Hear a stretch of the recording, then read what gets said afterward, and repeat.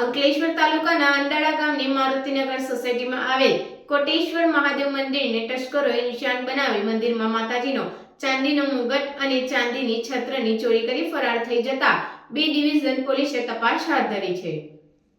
અંકલેશ્વરના અંડાળા ગામની મારુતિનગર સોસાયટીમાં આવેલ કોટેશ્વર મહાદેવ મંદિરને તસ્કરોએ નિશાન બનાવી મંદિરમાં પ્રવેશ માર્યો હતો અને તસ્કરોએ મંદિરમાં માતાજીનો ચાંદીનો મુંગટ અને ચાંદીના છત્રની ચોરી કરી પલાયન થઈ ગયા હતા.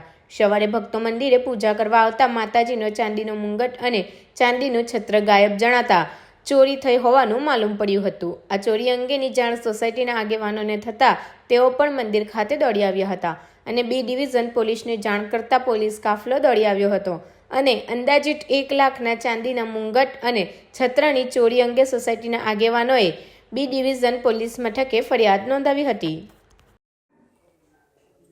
આજરોજ મારુતિનગરની અંદર રાત્રે લગભગ 1 વાગ્યા પછી આ ઘટના બની છે. ચોરી થઈ ગઈ છે.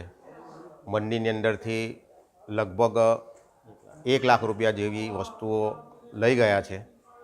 આ વસ્તુ માટે અમે પોલીસ સ્ટેશનમાં પણ ફરિયાદ કરેલી છે. પોલીસ સ્ટેશન તરફથી પોલીસ અહીંયા આગળ આવીને કર્મચારીઓ આવીને એનું ઇન્વેસ્ટિગેશન કરી ગયા છે.